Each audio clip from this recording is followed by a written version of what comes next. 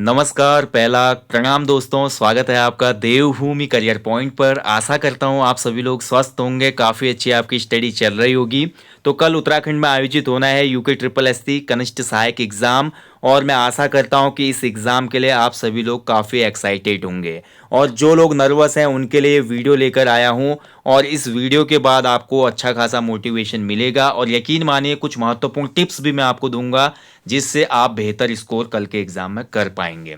सबसे पहले देखिए दोस्तों, जो एग्ज़ाम आप देने जा रहे हैं कल, उसमें आपको अपने अंदर का जो डर है वो ख़त्म करना है। यकीन मानिए दोस्तों, अगर आप अपने अंदर का जो डर है या एग्ज़ाम फोबिया जिसको बोलते हैं, वो अगर आपने ख़त्म कर लिया तो आप एक बेहतर स्कोर कर पाएंगे, और आपको प्लस एडवांटेज मिलेगा वहाँ पे। क्योंकि कई बार क्या होता है, नर्वस होने की वजह से आते हुए प्रश्न भी हड़बड़ी में गलत हो जाते हैं, और एग्ज़ाम का प्रेशर बिल्कुल भी नहीं लेना है। मैं हमेशा बोलता हूँ, पिछले 5-6 सालों से ये हर वीडियो में आप मेरी सुनते होंगे एग्ज़ाम से पहले, कि कोई भी एग्ज़ाम जीवन से बड़ा नहीं है। क्योंकि जीवन का जो एग्ज़ाम होता है ना, ये सबसे बड़ा एग्ज़ाम है। आपका जीवन जो है वो सबसे बड़ी परीक्षा है, जिसका ना तो पैटर्न फिक्स होता है, ना ही हम इसका सिलेबस जानते हैं कि कब हमारे जीवन में क्या हो जाए।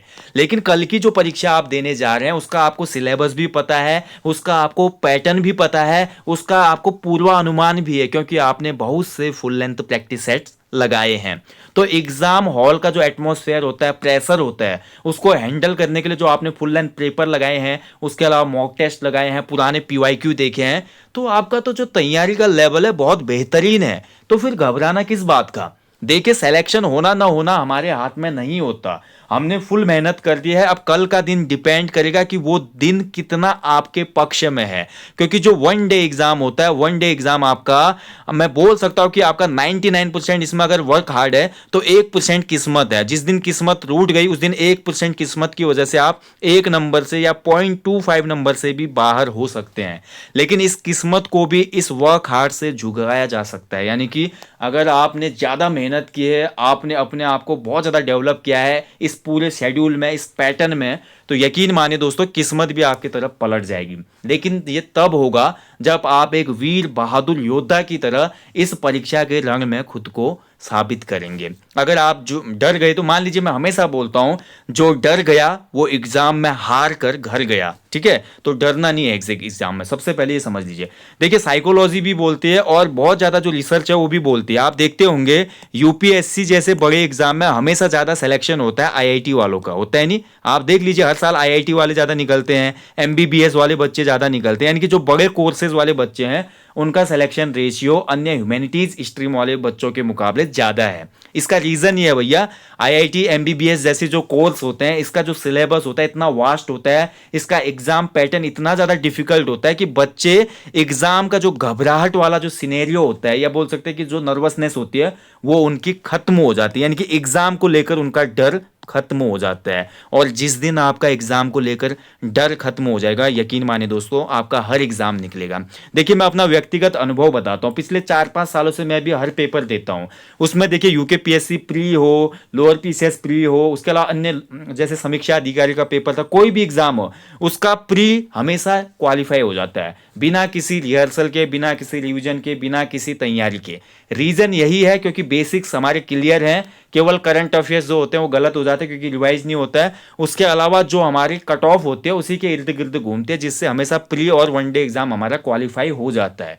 रीजन यही है क्योंकि परीक्षा को लेकर अपना डर खत्म हो चुका है, क्योंकि मैं उस परीक्षा को ही सब कुछ नहीं मान रहा हूं अपने जीवन के लिए। ठीक है, तो आपको ये मानना है दोस्तों, आपका जीवन जो है सर्वश्रेष्ठ है। ये केवल एक ग्रुप सी का पेपर है और इसको पेपर की तरह ही आपने अटेंड करके आना है। अपना डर निकाल के जाइएगा, कॉन्फिडेंट होके जाना है एग्जाम हॉल में। हालांकि इस चीज का ध्यान रखना दोस्तों, जब आप जाएंगे वहां पर पेपर देने, तो सबसे पहले देखिए, जो ओएमआर सीट होती है उसको ध्यानपूर्वक आपने भरना है। ठीक है, उसमें जो भी रोल नंबर वाला कॉलम है और आपका जो क्वेश्चन बुकलेट है, ए है, बी है, सी है, डी है, वो अच्छे से भरना। ठीक है, बहुत सी चीज़ें जो होती है उसमें जल्दीबाजी ना करें।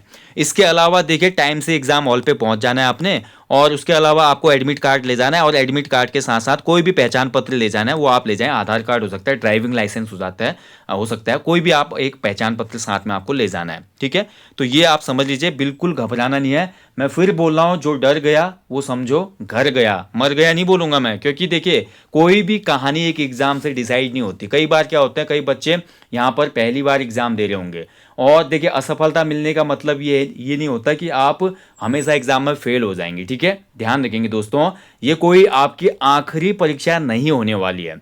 जीवन और सीखना जो होता है ना, एक प्रक्रिया होती है, और परीक्षा इसका कभी अंत नहीं हो सकता, ये मेरी धारणा है। तो आपको हमेशा आगे बढ़ने का साहस रखना और हर चुनौती के लिए खुद को तैयार रखना, ये इंपॉर्टेंट होता है। ओके, तो डरिए मत, बिल्कुल डरेंगे नहीं तो देखना आप एग्जाम में कितना ज़्यादा इंपैक्ट पड़ेगा। दूसरा देखिए, ओएमआर सीट को ध्यान से भरना है दोस्तों।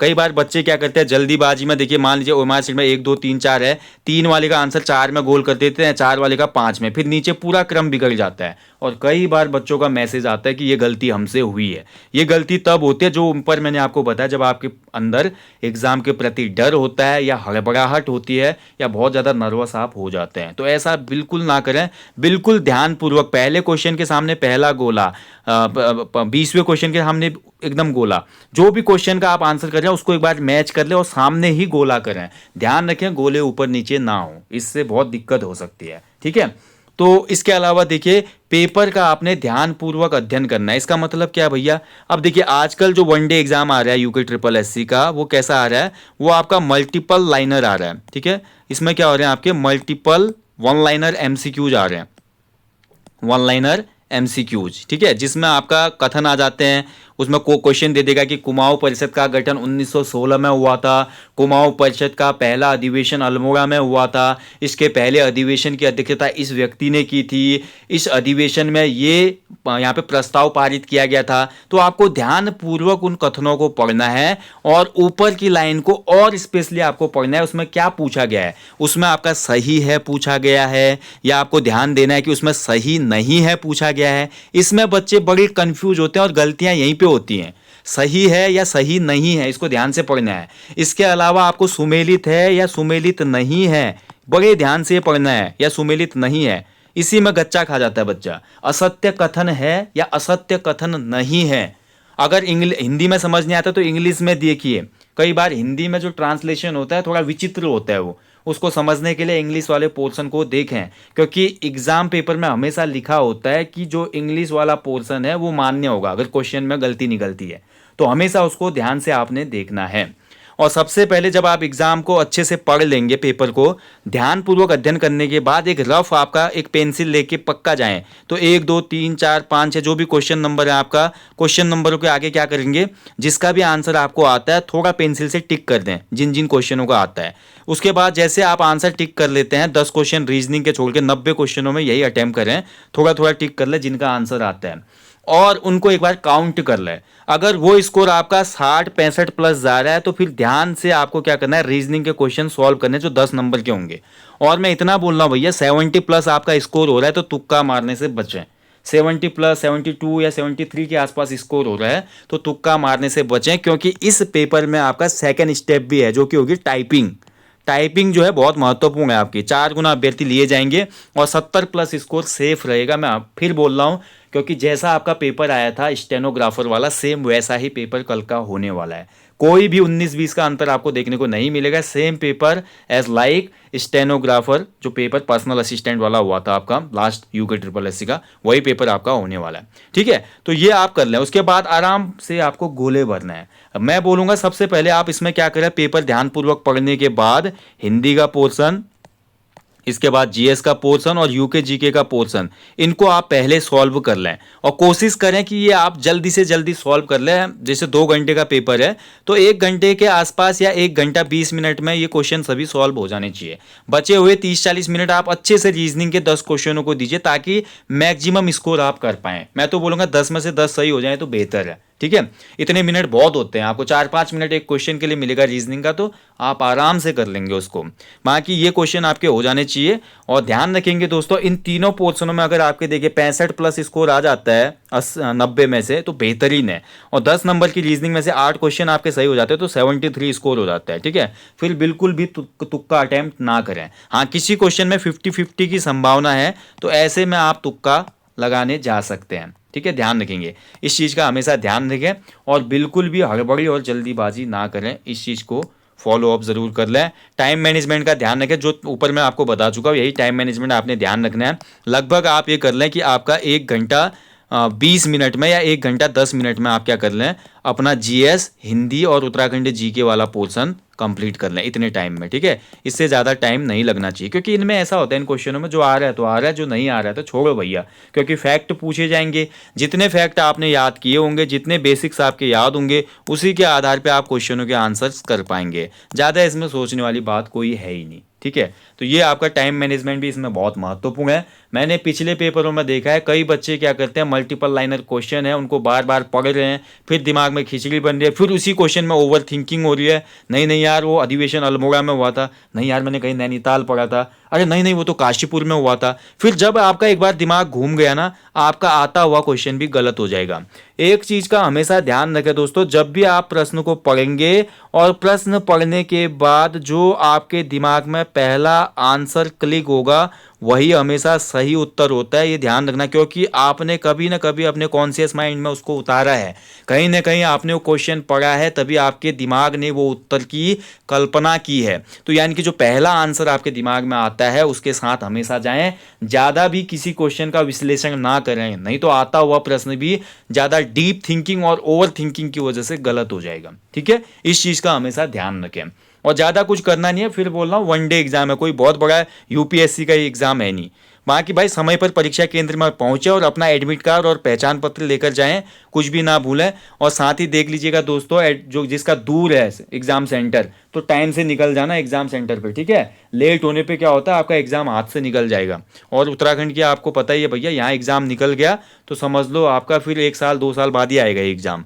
और दूसरा देखिए, एक अच्छी न्यूज़ ये कि 8th पे कमीशन के लिए संस्तुति दे दी है गवर्नमेंट ने। 2026 में आपका क्या होगा, 8th पे कमीशन लागू हो जाएगा। अब देखिए, मिनिमम भी मैं बात करूँ तो अभी एक कनिष्ठ सहायक की स्टार्टिंग सैलरी होती है 30-32 हज़ार रुपये, ठीक है। 8th कमीशन में अगर कम से कम फिटमेंट फैक्टर भी आता है, कम से कम की भी मैं बात कर रहा हूँ, मैक्सिमम आएगा तो डबल हो जाएगी सैलरी, 60 हज़ार के आसपास। अगर कम से कम भी आएगा, 1.5 गुना भी आएगा फिटमेंट फैक्टर, तो आपकी सैलरी लगभग 45 से 50 हज़ार हो जाएगी 2026 में, ठीक है। तो भैया देखिए, क्लैरिकल जॉब में अगर आपको 50 हज़ार सैलरी मिलती है, तो इससे बेहतर क्या होगा यार अपने स्टेट में। उत्तराखंड में कोई भी नौकरी पाना भैया बड़ी बात है, ग्रुप डी की नौकरी क्यों ना हो अपने राज्य में, क्योंकि बहुत गिने चुने संसाधन है। ऊंट के मुंह में जीरा वाली स्थिति है, और उसमें आपको जीरे का एक टुकड़ा मिल जाए तो भैया आप तो ये समझिए, आप पे भगवान बद्री विशाल और केदारनाथ की छत्र छाया है। तो आपको एग्जाम क्रैक करना ही होगा, अपने राज्य में जॉब पाना बड़े ही सौभाग्य की बात है।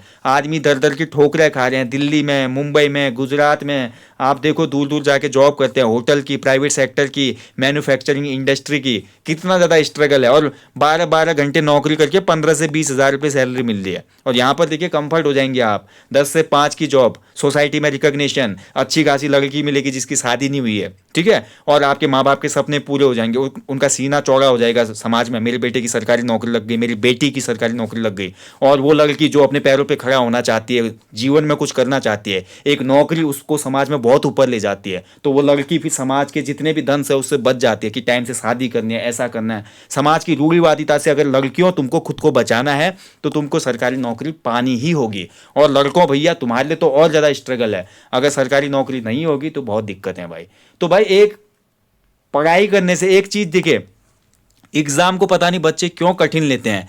एक निश्चित शेड्यूल आपका बना हुआ है, एक निश्चित सिलेबस आपका बना है, एक पैटर्न आपको फॉलो करना है, एक मेहनत आपको करनी है जो पहले से ही बनी हुई है। ये पकी पकाई खिचड़ी है। अब इस खिचड़ी में आपने कैसे इस खिचड़ी में तड़का लगाना है, कैसे इसको परोसना है, कैसे इसको डाइजेस्ट करना है, ये आपके शरीर पे, आपके विवेक पे निर्भर करता है, ठीक है। क्योंकि भैया ये एग्ज़ाम ऐसे होते हैं जिनमें सिलेबस फिक्स है, आपका पैटर्न फिक्स है, फैक्ट वही आएंगे, एग्ज़ाम वही रहेगा।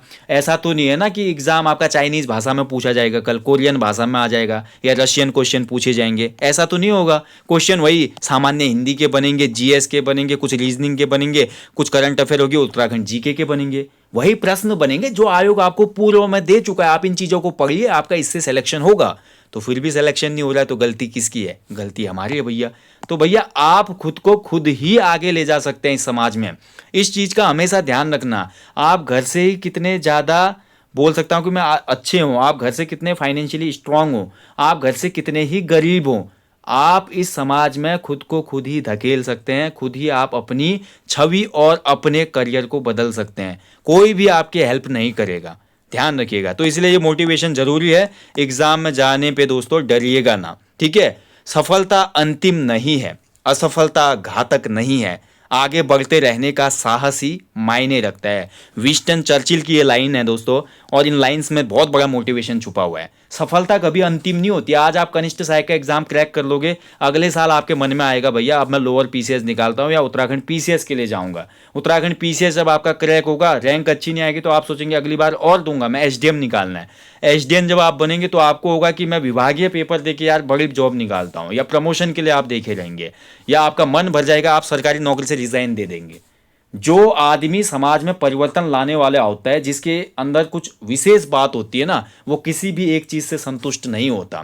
वो जीवन में कुछ ना कुछ सीखने का प्रयास करता है, और असफलता उसके लिए केवल भूखे पेट सोने के बराबर पीड़ादायक होती है। भूखे पेट सोने में जो पीड़ा होती है ना, असफलता वही होती है उस आदमी के लिए। हाँ, जो बिल्कुल डरपोक होता है, कायर होता है, घबराने वाला इंसान होता है, उसके लिए असफलता जीवन खत्म होने जैसी होती है। तो ये चीज मत लाओ अपने अंदर। आप जीवन में असफल हो रहे हो, देखिए असफलता है, ये देखिए ये असफलता है, ये देखिए ये जो सीढ़ियां है ना, ये असफलता है, लेकिन लास्ट पॉइंट तक ये सीढ़ियां ही आपको ले जाएंगी। कुछ ही एक्स्ट्रा ऑर्डिनरी बच्चे होते हैं जो पहले ही अटेम्प्ट में बड़े बड़े एग्जाम क्लियर कर पाते हैं। और वो क्यों कर पाते हैं? क्योंकि जो फर्स्ट पॉइंट मैंने आपको बताया, उनके अंदर एग्जाम का डर ही नहीं होता, और वही चीज काम करती है। जो ये अगर जिंदगी में ये फॉलो कर दिया ना, यकीन मानिए ये तो बहुत छोटे एग्जाम है, बड़े बड़े पीसीएस और यूपीएससी जैसे एग्जाम छोटे पड़ जाते हैं, ठीक है। तो इस चीज का ध्यान रखें दोस्तों, हमेशा मोटिवेट रहें। कोई भी एग्जाम जिंदगी में और जिंदगी से बड़ा नहीं है, ये केवल आपके करियर रिलेटेड एक एग्जाम है। इस एग्जाम को एग्जाम की तरह दीजिए, जो होगा देखा जाएगा। केवल एग्जाम हॉल में जाने तक डर होता है, जैसे पेपर देखिए बाहर आते तो आप देखिए फिर बातें करने लगते हैं, तेरा कैसा हुआ भाई, वो उसका आंसर ये था, उसका आंसर ये था, टोटल मिलाया भैया मेरा पहला अटेम्प्ट ही था, 60 ही नंबर आए। जो बहुत लंबे समय से दे रहे हैं उनके 75 आए, ठीक है भाई। उनने भी समय खर्च किया है, उन्होंने वो कॉन्फिडेंस बिल्ड किया है, वो एक्सपीरियंस बिल्ड किया है जो बहुत सी फेलियर ने उनको दिया है। तो आज वो पहले सफल हो रहे हैं आपसे, तो कोई गलत बात नहीं है। आपका पहला अटेम्प्ट है, आप सफल नहीं हो पा रहे हैं, तो यकीन मानिए ये असफलता की एक सीढ़ी आपकी बन गई है। हो सकता है दूसरी में ही आप सफलता तक पहुंच जाएं, क्योंकि यहां पे जो आप गलतियां करेंगे हो सकता है अगले एग्जाम में ना करें। और मैं फिर बोल रहा हूं, आप कितने ही एक्सपर्ट हो जाओ, कुछ भी कर लो, कुछ भी कर लो, कुछ भी कर लो दोस्तों, अगर आपके अंदर एग्जाम के प्रति डर रहेगा, आपके अंदर कॉन्फिडेंस जो है बहुत लो रहेगा और मोटिवेशन नहीं होगा, तो आप एग्जाम कभी क्रैक कर ही नहीं पाओगे। तो अपने आप को एक सिकंदर की तरह आपने एग्ज़ाम हॉल में ले जाना है, और आपको ये सोच के जाना है कि ये एग्ज़ाम केवल एक एग्ज़ाम है। अगर मैं इसमें सफल नहीं भी हो पाया तो मैं बहुत बेहतरीन इंसान हूँ, और मैं जीवन में इससे भी बेहतर कुछ कर पाऊंगा। इस धारणा के साथ एग्ज़ाम दीजिएगा। आप सभी को ऑल द बेस्ट है दोस्तों। कल मिलेंगे पेपर सॉल्यूशन के साथ। जय हिंद, जय देवभूमि।